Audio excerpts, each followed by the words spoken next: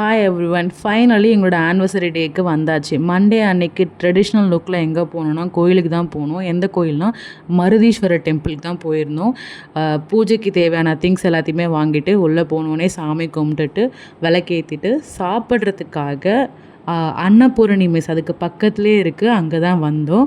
அங்கே சாப்பிட்டுட்டு நைட்டுக்கு பீச் போனால் சூப்பராக இருக்குமேன்னு சொல்லிட்டு அங்கே தான் போயிருந்தோம். டெம்பிளில் சூப்பராகவே சாமி எல்லாரையுமே பார்த்துட்டு அழகாக ஜாலியாக என்ஜாய் பண்ணுறதுக்காக பீச்சுக்கு வந்துட்டோம். நாங்கள் வந்தோடனே ப்ரௌனி ஷேக் தான் ஆர்டர் பண்ணேன். இதோட கதை என்னன்னு இன்னொரு விலாகில் போடுறேன்.